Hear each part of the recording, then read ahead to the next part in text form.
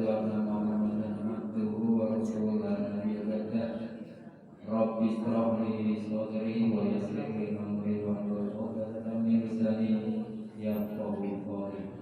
Bapak Ibu hadirin sekalian yang dirahmati Allah, marilah kita senantiasa memanjatkan puji syukur kehadirat Allah Subhanahu wa taala yang masih memberikan kepada kita kesempatan dan kenikmatan sehingga bisa menghadiri acara kajian rutin pada malam Sabtu pada malam hari ini tanpa suatu halangan apapun.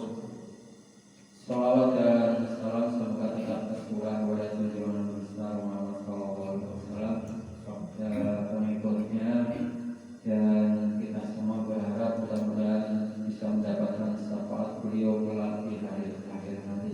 Amin. Bapak Ibu hadirin yang saya hormati, sebelum kajian rutin dimulai, mari kita awali bersama dengan membaca basmalah. Bismillahirrahmanirrahim. Dan selanjutnya untuk kajian rutin pada malam hari ini kami serahkan sepenuhnya kepada Bapak Ustadz Pokok, kepada beliau dipersilakan.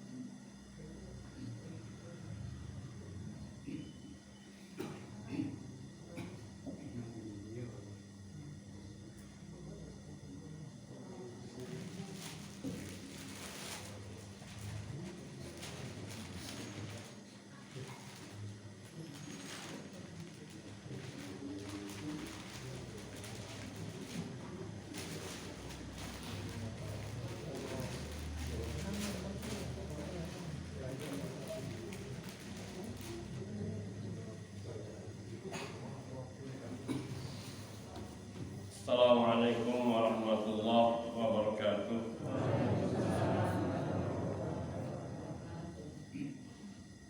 Alhamdulillah, alhamdulillahilladzi hadana lihada wa ma kunna linahtadiya laula an hadanallah, wa asyhadu an la ilaha illallah wahdahu la syarika lah, wa asyhadu anna Muhammadan abduhu wa rasuluh sallallahu alaihi wa ala alihi wa sahbihi wa sallam tasliman katsira, amma ba'd.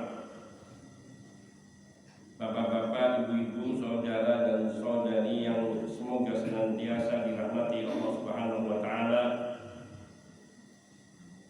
Alhamdulillah, pada malam hari ini kita dapat berkumpul kembali untuk kita bersama mengaji insyaallah taala. Dan kesempatan ini kita insyaallah akan membahas bersama yaitu bab ikhlas. Dan juga di dalam pembahasan ikhlas ini insyaallah ta'ala bila Allah mengizinkan kita akan menuntaskan mungkin bersambung yaitu 8 faktor yang dapat membantu untuk kita ikhlas di dalam semua ibadah kita. Karena asal atau prinsip diterimanya semua amalan di sisi Allah Subhanahu wa taala adalah dua hal, ikhlas dan mutaba'ah atau ittiba'. Ikhlas yaitu memurnikan niat semata-mata karena Allah Subhanahu wa taala di dalam semua ibadah kita. Dan mutaba'ah yaitu mengikuti tuntunan Nabi sallallahu alaihi wasallam dalam semua ibadah yang kita lakukan. Abdullah bin Mas'ud radhiyallahu ta'ala anhu, beliau mengatakan la yanfa'u qaulun wa 'amalun illa bi niyyatin Wala yanfa'u qaulun wa 'amalun wa niyatun illa bima wafaqa sunnah. Ucapan atau suatu perbuatan tidak akan memberikan manfaat kecuali bila dibarengi dengan niat, yaitu niat yang benar. Dan ucapan serta perbuatan dan niat juga tidak akan bermanfaat bagi seseorang dalam amalannya. Semuanya, ucapan, amalan, dan niatnya tidak akan bermanfaat kecuali bila sesuai dengan sunnah Nabi Sallallahu Alaihi Wasallam. Perkataan Abdullah bin Mas'ud yang mulia ini mengisyaratkan bahwa ibadah itu ada ibadah qauliyah dan ada ibadah amaliyah. Ibadah qauliyah dan amaliyah itu tidak akan bermanfaat kalau tidak ada yaitu niat, yaitu ibadah qauliyah. Kalau tidak ada niat yang benar, yang baik, maka ibadah ini tidak ada faedahnya, dua amalan ini, ucapan maupun perkara perbuatan. Ibadah-ibadah qauliyah seperti zikir, tilawatil Quran, atau mau'izah hasanah, atau nasihat, atau amal ma'ruf nahi munkar.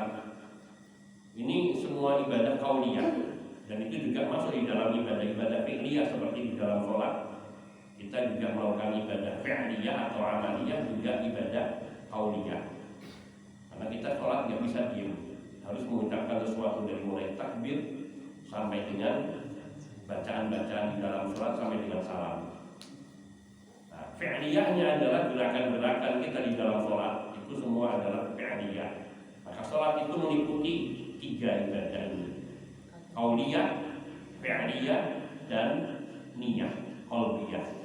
Karena kalau tanpa niat, maka tanpa niat apalagi tidak ada niat dengan baik, maka menjadi tidak bermanfaat bagi kita ibadah-ibadah ini. Dan niat atau ucap ibadah-ibadah qauliyah wa amaliyah dan ibadah qalbiyah ini semua tidak akan bermanfaat kalau tidak sesuai dengan sunnah. Yakni bacaan-bacaan dalam ibadah kita apapun tidak akan bermanfaat kalau menyelisih sunnah Nabi Sallallahu Alaihi Wasallam. Demikian pula ibadah fi'liyah kita, amaliyah kita tidak akan bermanfaat kalau bertentangan dengan sunnah Nabi Sallallahu Alaihi Wasallam. Termasuk niat ibadah kita kalau tidak sesuai dengan sunnah Nabi, yaitu mengikhlaskan ibadah itu untuk Allah, maka juga tidak akan bermanfaat bagi kita. Maka kebaikan satu amalan itu tergantung pada baiknya niat, dan baiknya niat itu tergantung dengan baiknya hati, dan itu semua tergantung dengan keselarasan semua itu dengan apa yang diajarkan dan dituntunkan oleh Nabi kita Sallallahu Alaihi Wasallam. Niat ini perkara yang paling berat, dan para ulama mereka mengisyaratkan bahwa yang paling sulit di dalam amalan seseorang itu adalah niat. Imam Sufyan Ats-Tsauri rahimahullah ta'ala beliau mengatakan, ma'alajtu syai'an asyadda alayya min niyati li'annaha tataqallabu alayya. Tidaklah aku merasakan kesulitan yang lebih dari memperbaiki niatku, karena hati niatku itu selalu bolak-balik. Kita bisa dari awal mau sholat, mau takbiratul ihram sudah niat karena Allah, Allahu Akbar. Di tengah-tengah hati bisa membalik niat itu, yaitu riya kah atau ujub kah atau apa. Dan itu pada semua ibadah. Memang ada ibadah-ibadah yang menurut para ulama jarang terjadi riya padanya, yaitu ibadah fardu seperti sholat wajib 5 waktu bagi orang mukmin, maka ini insya Allah. Tapi kalau bagi orang munafik itu bisa menjadi riya. Nggak pernah sholat, sekali sholat maka dibagus-bagusin karena nggak pernah kerjakan. Tapi orang yang sudah rutin sholat di masjid, maka dia tidak melakukannya bukan untuk siapa-siapa, tentu karena Allah Subhanahu Wa Taala. Oleh karena itu dikatakan oleh para ulama bahwa riya murni itu tidak terjadi, hampir tidak terjadi sama sekali, hampir tidak terjadi dari seorang mukmin dalam fardu sholat fardu. kemudian puasa, karena orang nggak akan saling memuji dalam puasa Ramadan, tapi dalam sholat puasa yang wajib. Tapi kadang riya itu bisa muncul di dalam sedekah wajib, zakat misalnya. Ketika orang kita kebetulan diberi rezeki oleh Allah besar, kemudian zakat kita menjadi besar. Nah, kadang ketika itu muncul riyanya, kita memberi orang dengan nilai besar, kadang muncul riyanya. Maka di sini kita diperintahkan untuk hati-hati, selalu berusaha memerangi sifat riya di dalam diri kita.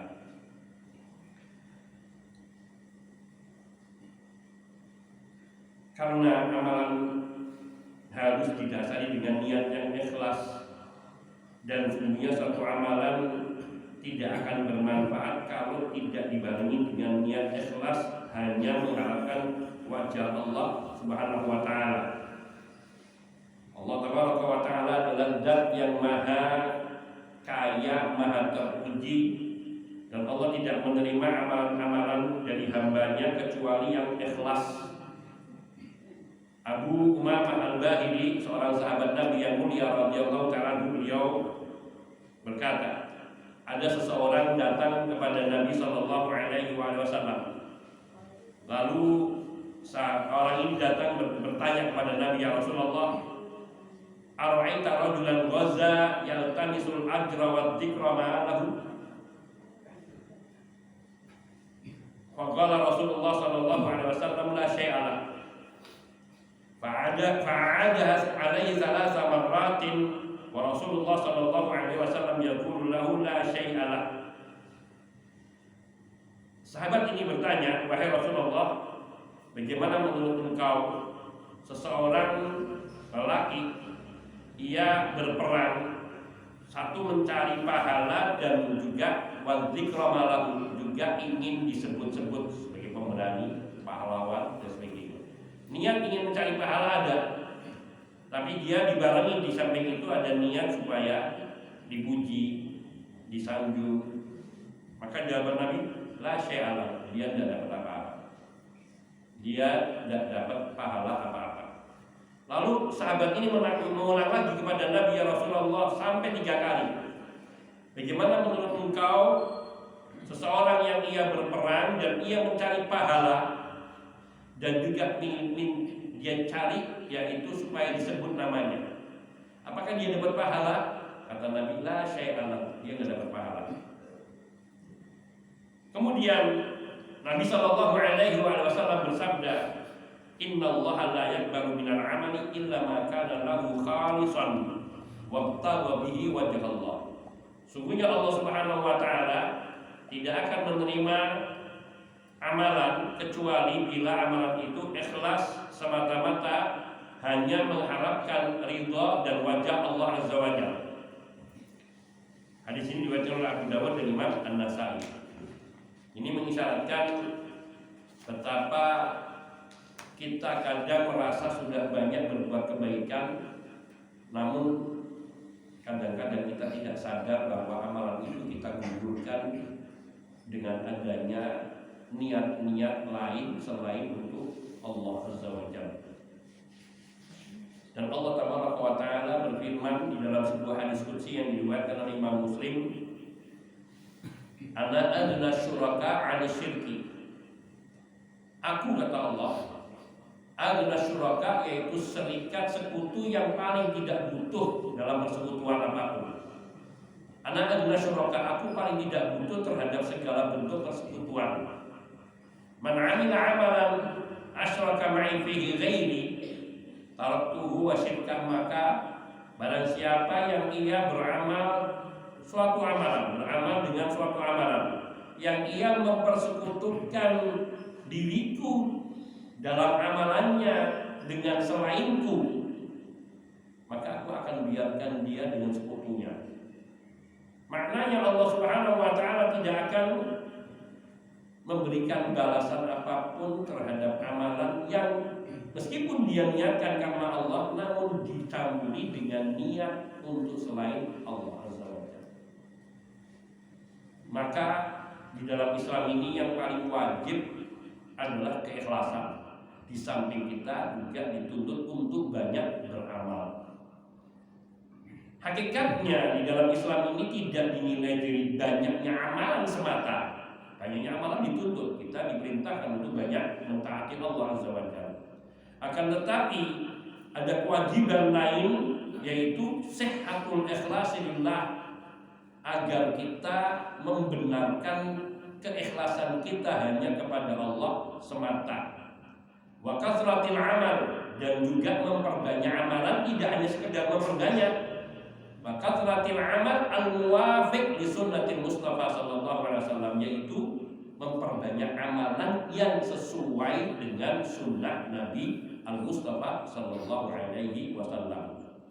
Allah Ta'ala menyatukan hal ini dalam sebuah firman-Nya, surat Al-Bayyinah ayat 5, yang kita insya Allah hafal semua. Wa ma umiru illa liya'budullaha mukhlishina lahud-dina hunafa'a wa yuqimus salata wa yu'tuz zakata wa dzalika dinul qayyimah.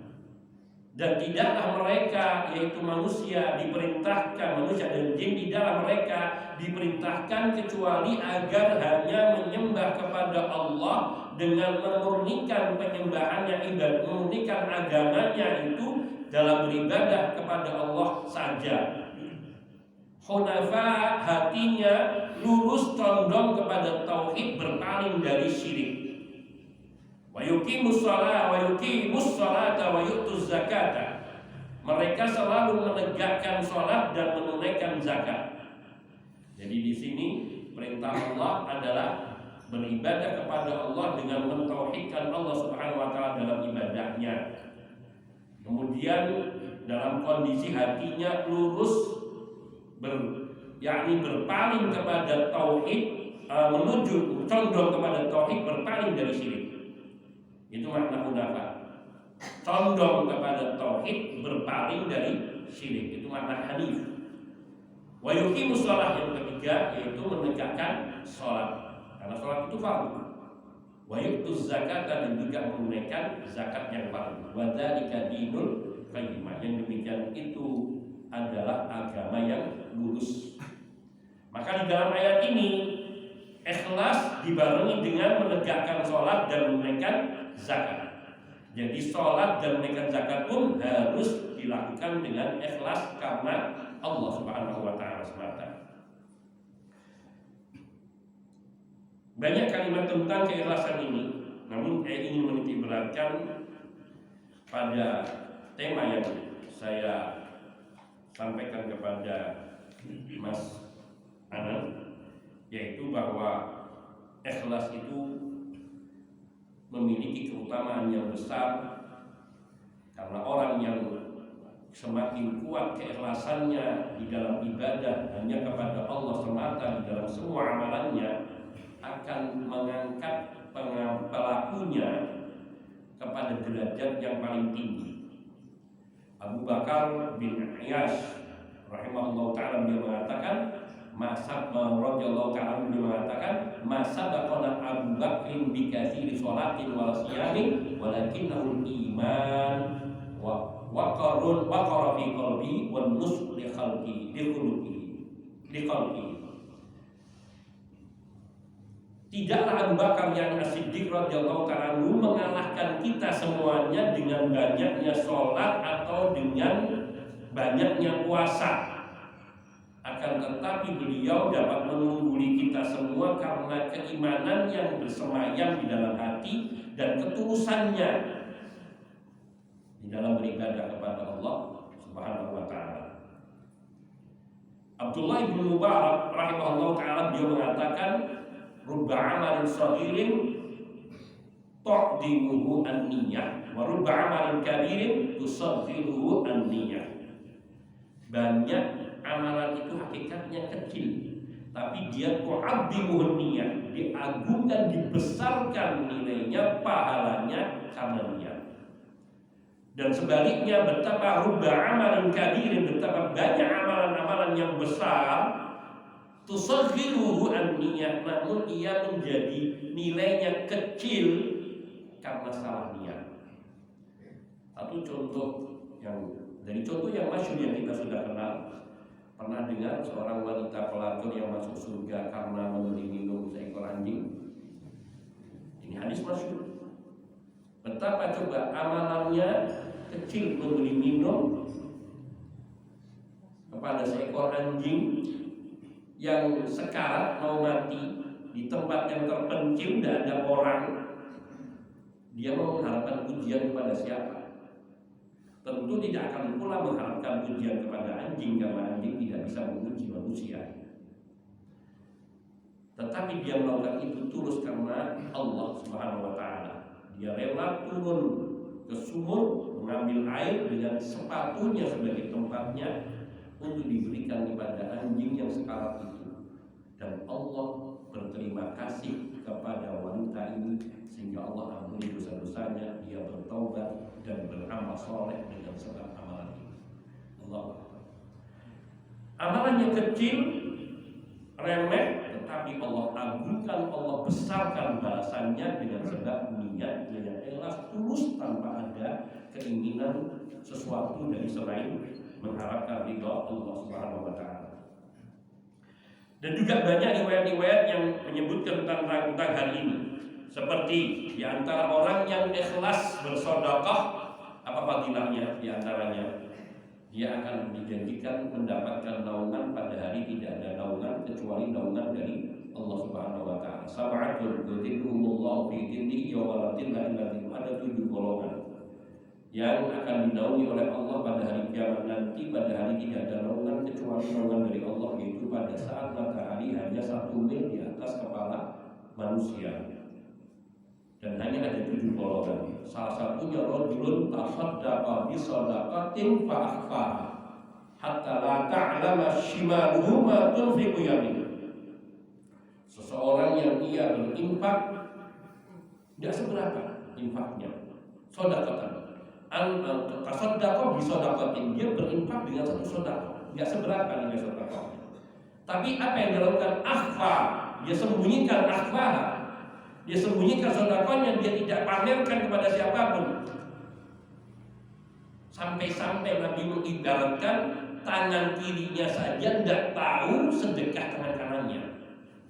Apa yang sedekahkan tangan kanannya atau apa yang dilakukan oleh tangan kanannya, tangan kirinya sampai tidak tahu. Maknanya orang terdekatnya hampir tidak tahu bahwa dia melakukan sedekah.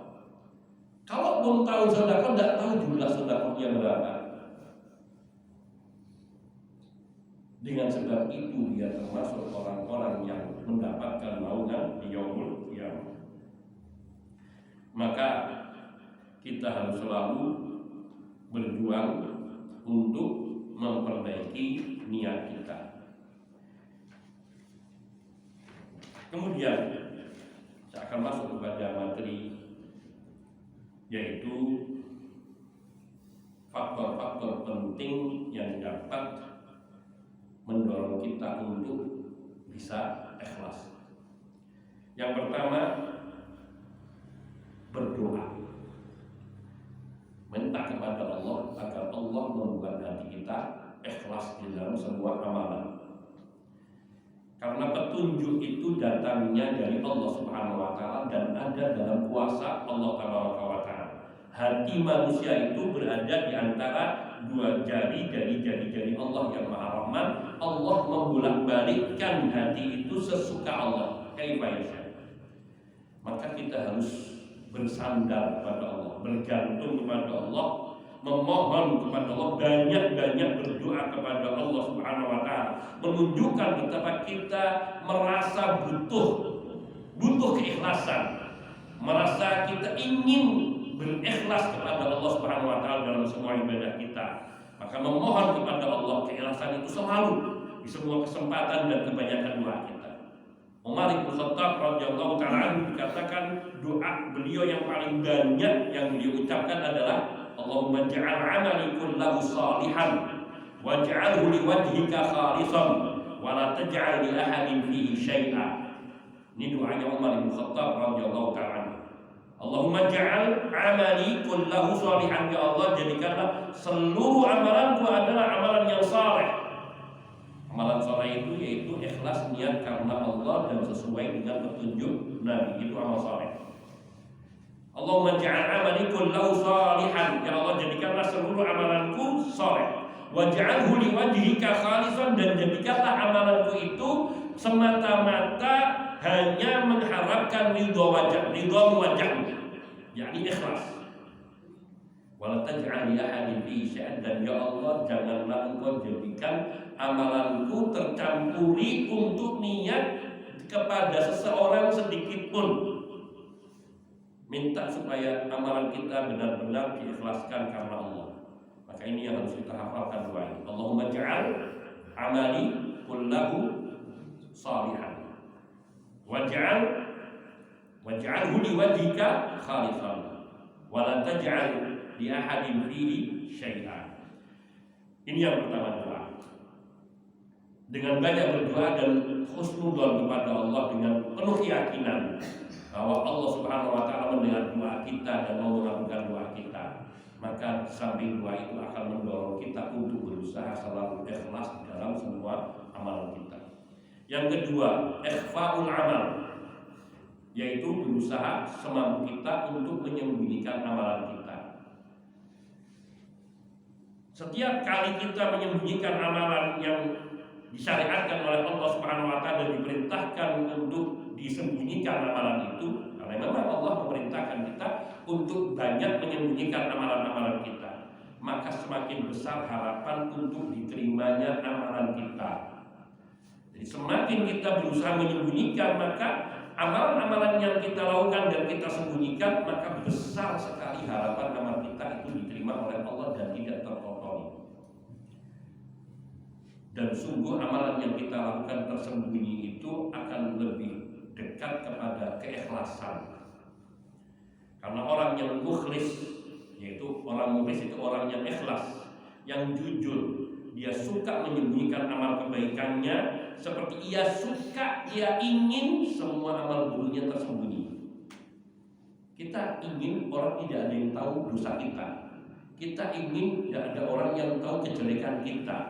Maka demikian pula kita harus punya keinginan yang besar agar amalan kita juga tidak diketahui oleh orang lain. Ibadah kita tidak diketahui oleh orang lain.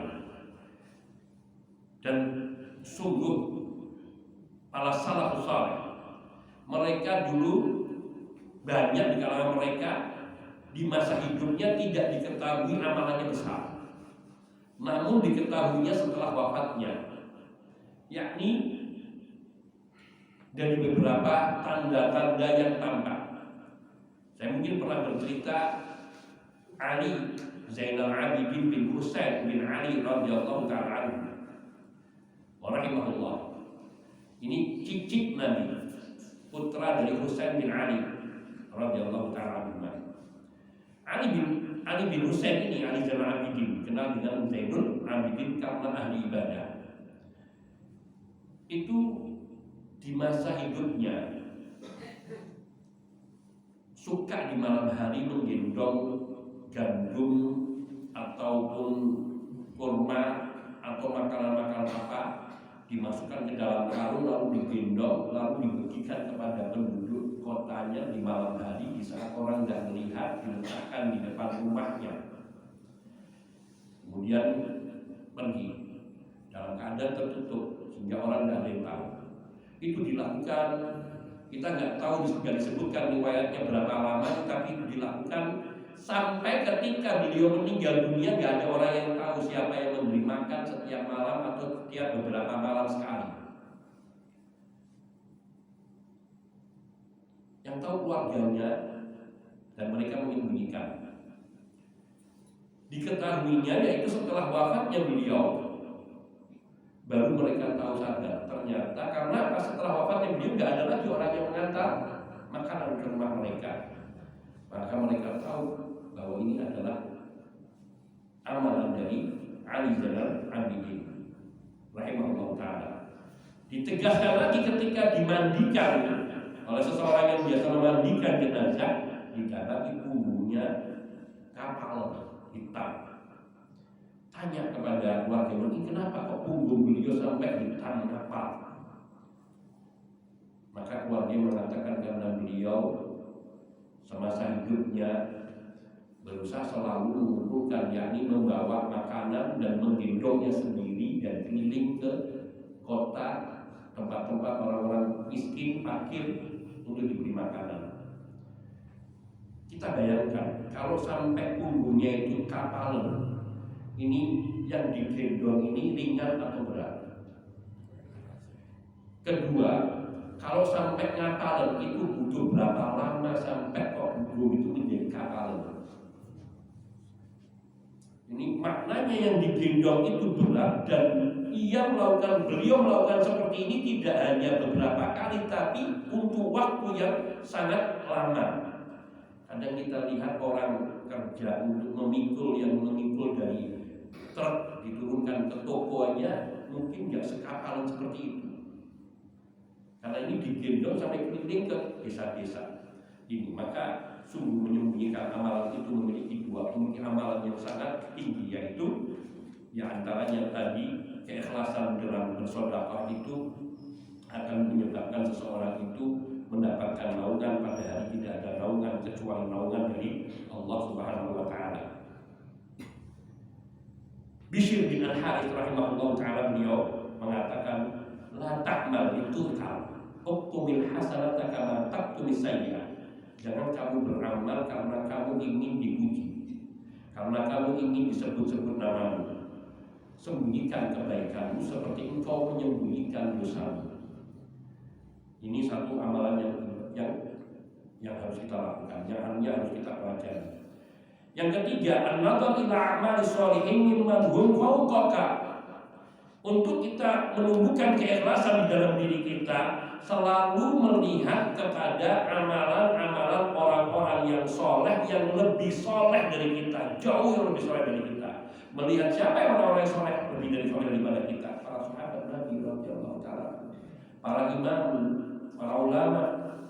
Maka kalau kita melihat orang-orang itu soleh dan amalannya begitu hebat, seperti diantaranya Ali Zainal Abidin, maka kita akan menghina diri kita, akan mengatakan, ya Allah, apa amalan yang bisa kau banggakan? Lalu apa kau meminta dipuji-puji orang kalau amalan dari sedikit itu?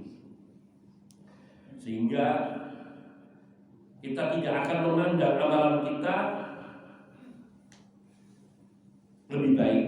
Dan bahkan kita juga melihat kepada orang-orang yang soleh di zaman kita yang lebih soleh dari kita, sehingga kita akan selalu memotivasi diri kita untuk memperbanyak amalan dan mengikuti petunjuk ataupun meneladani para nabi dan orang-orang soleh. Karena Allah Subhanahu wa taala berfirman di dalam surat Al-An'am ayat 90, ulaika alladziina hadallahu fa bihudahu muqtadih. Mereka orang-orang yang beramal saleh dari generasi ke generasi, dari para nabi terdahulu sampai dengan para sahabatnya. Mereka adalah orang-orang yang Allah beri petunjuk, maka ikutilah petunjuk yang Allah berikan kepada mereka, teladanilah mereka. Yaitu dengan cara apa? Membaca sejarah orang-orang saleh dari kalangan para ulama dan ahli ibadah, serta orang-orang yang mulia dan orang-orang yang zuhud.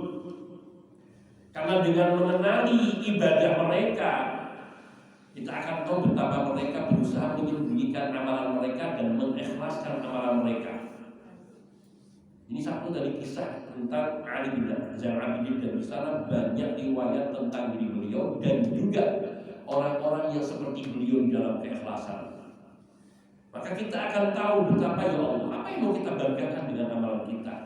Dan sungguh kita akan rugi ketika kita menginginkan amalan kita itu untuk dipamerkan atau untuk dipuji dan sebagainya, sehingga akan semakin menambah keimanan dalam hati kita, dan kita berusaha untuk semakin mengikhlaskan ibadah kita. Yang keempat,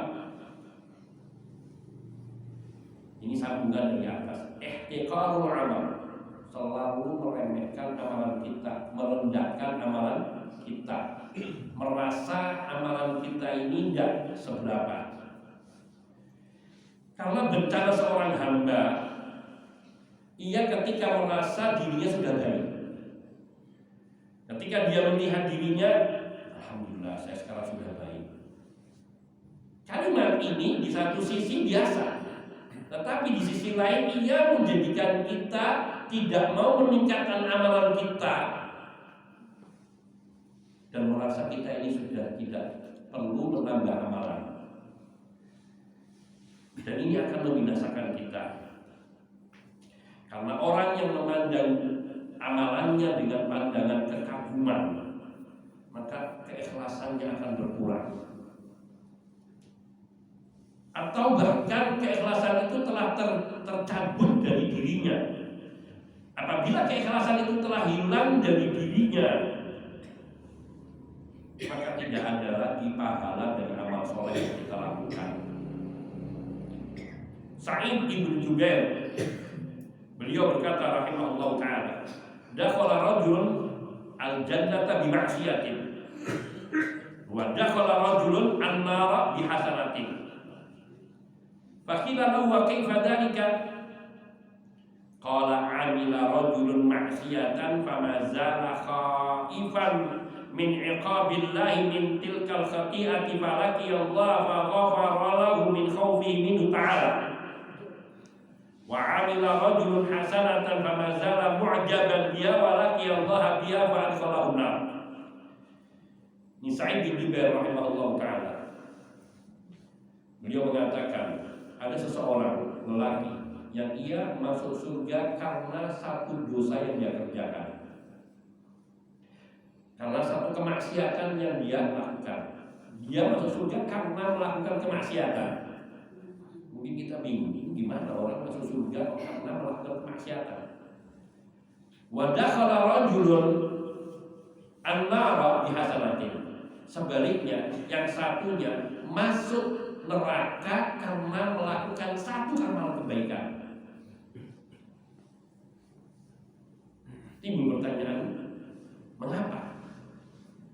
Wa kaifa dzalik? Maka ditanyakan kepada beliau, mengapa kok begitu? Mana ada? Kok bisa orang berbuat maksiat masuk surga, orang berbuat kebaikan masuk neraka? Jawaban beliau, qal amila rajulun maksiatan fama zala khaifan min iqabillah min tilkal khati'ah. Ia melakukan satu dosa dan dia terus ingat dosanya ini dan dia takut kalau Allah akan menyiksanya dengan sebab dosanya itu. Sehingga dia takut bertemu dengan Allah dalam keadaan takut, maka Allah ampuni dosanya. Sedangkan yang lain, yang satunya melakukan satu amal kebaikan dan dia kagum, merasa bangga.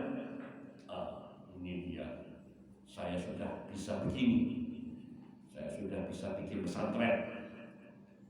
Ini pesantren itu yang saya, ini jeripaya saya, itu perjuangan saya. Terus seseorang itu merasa dirinya bangga dengan amalan kebaikannya, sehingga dia berjumpa dengan Allah dan Allah masukkan dia ke dalam neraka.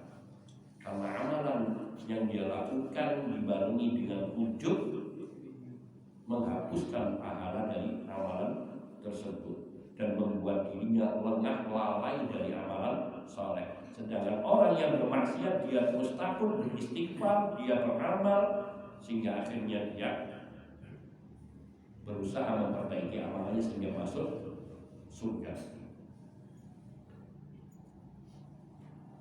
Yang kelima, jam berapa ada? Saya tangguh satu lagi. Yang kelima, al-khawfu min adami qabulil amal. Harus selalu ditanamkan di dalam diri kita rasa takut amalan kita tidak diterima oleh Allah Azza wa Jalla. Jadi jangan merasa kita sudah baik, tapi sebaliknya takutlah kalau amalan yang sudah kita kerjakan ini belum diterima oleh Allah Subhanahu wa Ta'ala. Karena setiap amalan yang saleh yang dia kerjakan dan memandangnya sebagai amalan yang kurang, selalu merasa takut kalau amalan ini tidak diterima oleh Allah Subhanahu wa Ta'ala. Karena perasaan seperti ini akan semakin dia terus menjaganya, mengkhawatirkan, memperbaiki niat di setiap hendak beramal. Ada satu perkataan atau doa dari ulama salaf Allahumma inna nas'aluka al-amala salihah wa hifdzah. Ya Allah, sungguhnya kami memohon kepadamu amalan yang saleh, yaitu ikhlas karena Allah dan sesuai dengan petunjuk Nabi.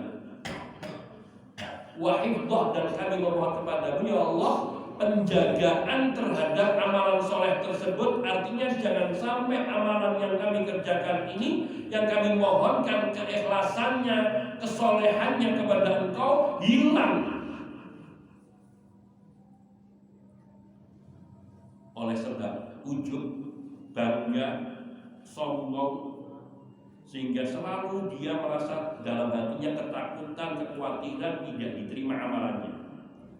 Allah Tabaraka wa Ta'ala berfirman di dalam surat An-Nahl ayat 92, "Wala takunu kallati naqadat ghazlaha min ba'di quwwatin ankatan tattakhiduna aymanakum dakhalan bainakum an takuna ummatun hiya arda min ummatin innama yablukumullahu bihi wa liyubayyana lakum yawmal qiyamati ma kuntum fihi takhtalifun." Surat An-Nahl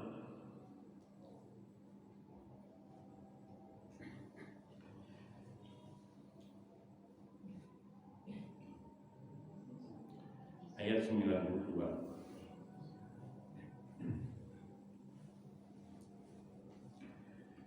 Wala takunu kallati naqadat ghazlaha min ba'di quwwatin ankatan, dan janganlah kamu seperti seorang perempuan yang menguraikan benangnya yang sudah dipintal dengan kuat. Ada seorang wanita di zaman Arab itu, dia suka memintal pintalan, memintal tenunan atau memintal tali tenunnya. Setelah dipintal dengan kuat, lalu dia uraikan lagi, yakni menjadi cerai-berai kembali, diudari lagi. Nanti setelah selesai diikat lagi. Nah, ini ungkapan orang sudah beramal dengan amalan-amalan saleh, kemudian dia batalkan, dia hapuskan amal saleh itu. Seperti wanita ini yang mengintal benang tenunan, kemudian dia uraikan, lalu dia pintal lagi, dia uraikan. Tattakhiduna aymanakum dakhalan bainakum an takuna ummatun hiya arba min ummah. Kamu menjadikan sumpah perjanjianmu sebagai alat penipu di antaramu, disebabkan adanya satu golongan yang lebih banyak jumlahnya dari golongan yang lain. Innama yablukumullahu bihi, Allah hanya menguji kamu dengan hal itu. Wala yubayyinanna lakum yawmal qiyamati ma kuntum fihi takhtalifun, dan pasti pada hari kiamat akan dijelaskannya kepadamu apa yang dahulu kamu perselisihkan itu. Yang di poinnya yakni orang-orang yang ia beramal saleh kemudian dia lengah dan merasa amalnya sudah baik dan diterima, sehingga dia timbul ujubnya, sombongnya, maka ibaratnya seperti wanita tadi. Ini saja dulu kalau sudah masuk azan. Saya rampungkan sedikit kalau sudah azan, sudah masuk waktu isya. Imam Ahmad dan Imam Tirmidzi meriwayatkan bahwa Ummul Mukminin Aisyah radhiyallahu taala anha, beliau pernah berkata, "Ya Rasulullah,"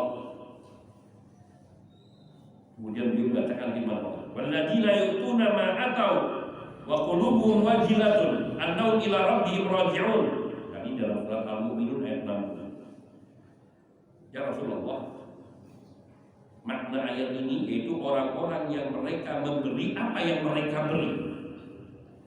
Orang-orang yang memberi apa yang mereka berikan, sementara hati mereka takut, annahum ila rabbihim raji'un, bahwa sungguhnya mereka telah akan kembali kepada Rabb mereka. Beliau bertanya, apakah orang-orang yang memberi apa yang mereka berikan dalam keadaan penuh rasa takut ini orang-orang yang berbuat, yakni berbuat kemaksiatan seperti berzina, mencuri, minum khamr, dia takut Allah Azza wa Jalla. Kata Nabi sallallahu alaihi wasallam, "La ya ibnata Abi Bakr Siddiq." Tidak, wahai putri Abu Bakar As-Siddiq.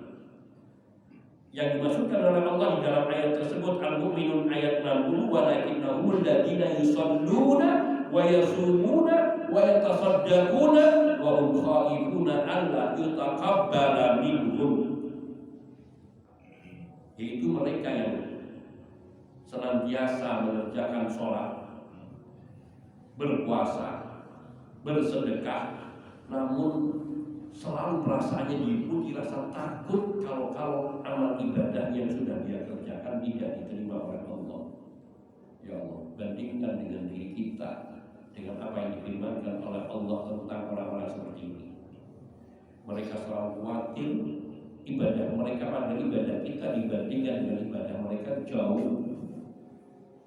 Mereka tentu lebih utama qiyamul lailnya, puasanya, jihadnya, sedekahnya. Kita kalah semua. Tapi mereka selalu merasa bahwa ibadah itu yang dilakukan takut kalau tidak diterima oleh Allah Subhanahu wa taala. Sementara kita yang masih banyak dosa, yang ibadahnya masih kurang, maka di sini kita dituntut untuk selalu membandingkan amalan kita dengan amalan orang-orang terdahulu, yaitu harus selalu merasa takut kalau amalan kita tidak diterima oleh Allah. Karena dengan seperti itu mudah-mudahan kita akan bisa menumbuhkan keikhlasan. Dan ikhlas itu membutuhkan perjuangan. Dan itu yang harus kita lakukan sebelum kita beramal, di saat kita beramal, dan sesudah kita beramal.